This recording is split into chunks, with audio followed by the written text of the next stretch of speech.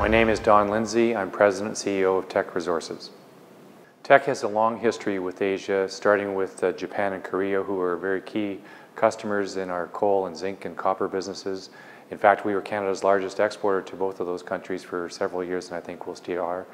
We also have the Chinese government as our largest shareholder at 17% through their China Investment Corporation, the Sovereign Wealth Fund.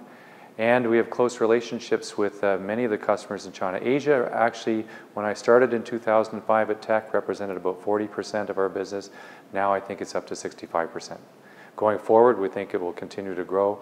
And the single biggest determining factor in the commodity prices which drive our business is clearly the Chinese market. It's very clear that the future of Asia and Canada is a shared one. And it's something that we have to highlight to Canadian businesses, to governments, and to the Canadian public at large.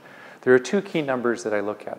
One is that by the year 2030, which is only 14 years away, 66% of the world's middle class will reside in Asia. And that compares to only 7% of the world's middle class residing in North America. Think about that, 66% versus 7%. Those two numbers alone should catch the attention of Canadian businesses and show that there's a real opportunity to develop their growth in those markets.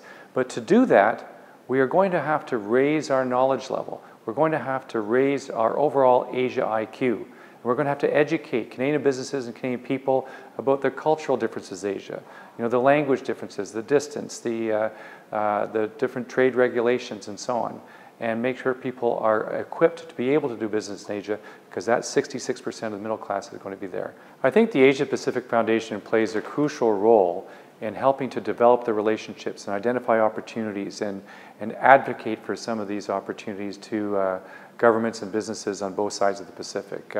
One of the visionary steps that they took last year was the formation of the Asia Business Leaders Advisory Council, ABLAC. And this is composed of senior business leaders from all sorts of industry sectors, a wide range. And we got together for the first time, and that develops relationships. But we also came up with some key recommendations. One of the most important was that we need to work on Canada's brand in Asia. And that's a job not just for the federal government, but for provincial governments too.